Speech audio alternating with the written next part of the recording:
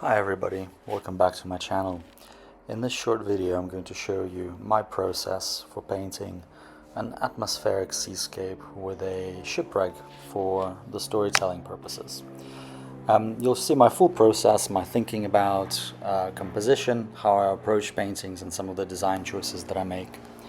I'll put the final result in the bottom left corner of the screen so that you can follow along and see what we're working towards with. So let's get started. I begin by gently wetting the page and adding a very dilute mixture of Payne's grey for the sky.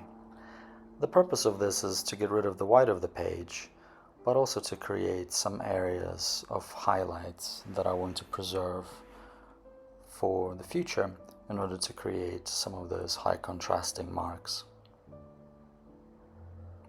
So with very loose brush strokes, I'm just covering the page gently, evenly with Payne's grey. And here we go, you can see where I have naturally occurring white spaces on the horizon, and I'm going to keep them try and keep them for the rest of this painting as kind of indications of a glowing moon on the water. I've added some raw umber into the bottom left corner of the painting to warm things up and indicate that this is where the beach is going to be.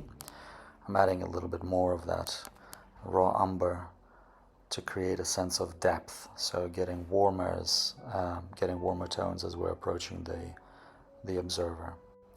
At this stage, a key decision is going to be where do we have our areas of white and where are we going to have our areas of dark. And what I tend to do is think about these things in quadrants.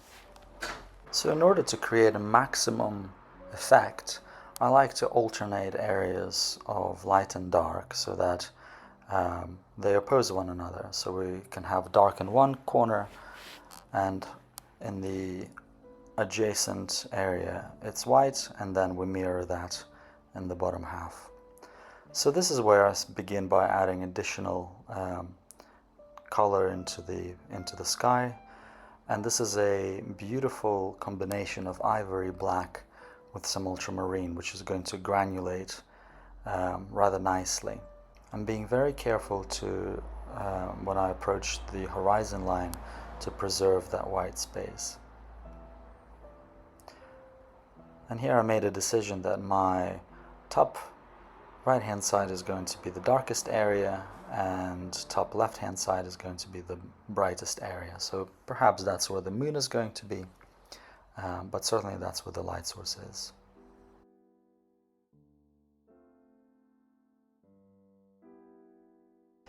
Now I've created this mixture of phthalo green with a little bit of cobalt blue to create a kind of a turquoise color, which I think looks really lovely as a color of the sea. And I'm bringing a little bit of that dark sky into the water in order to create a sense of reflection of the sky. I'm mopping up any excess paint that has formed along the horizon to still maintain that white shimmering light and separation between the sky and the sea. And now I'm adding an indication of some of the cliffs. Because the left-hand side has the brightest sky, I'm just adding a local color, which is just a little bit of burnt sienna.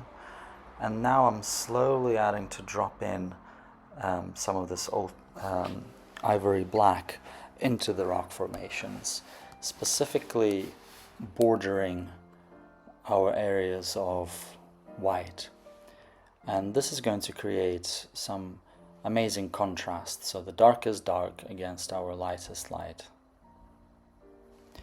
One thing I like to do is, whenever I'm painting a fairly large area, is to just drop in some additional colors so that the wash doesn't look as flat. So here I'm adding some more burnt sienna into this and letting burnt sienna with ivory black just kind of play around and mix together and create granulations, create transitions, and also create a sense of three-dimensionality for our distant cliffs.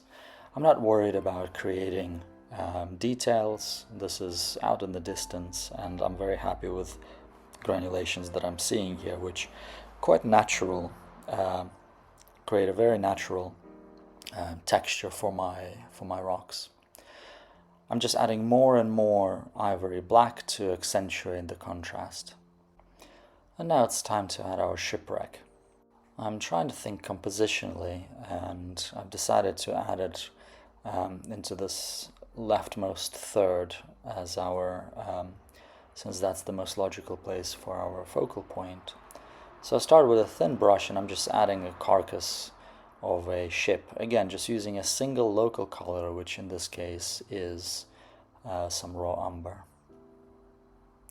I'm adding some burnt sienna. And these are just shapes, so I'm being very imaginative about them. And as soon as I'm adding black into the mixture, we're already beginning to see the shape of the ship emerge, or the carcass of the ship emerge from the sea.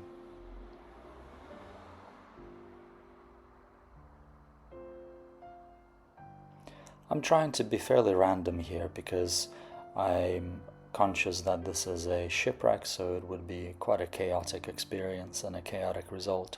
So I'm adding these beams and masts kind of in random places, letting the brush do most of the work.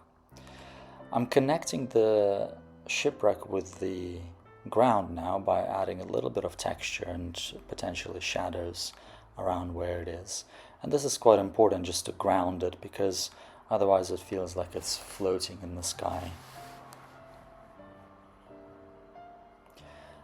I'm adding a little bit more dark pigment. This is just some of the remnants of my Payne's Grey and Ivory Black.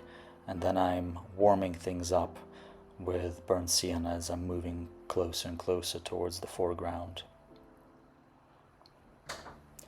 Once again, I'm making sure that I'm leaving some of these white spaces on the page, because they indicate the waves breaking against the seashore. I'm making the foreground a little bit warmer and darker with some burnt umber. And I'll drop a little bit of Payne's Grey with Ivory Black just to get those granulations. But you can see once again I'm sticking with my plan in terms of color contrast. So bottom left and the top right are my areas of dark, and then I have top left and my bottom right as my areas of light. So the two areas are crisscrossing, and they're creating this really interesting contrast compositionally.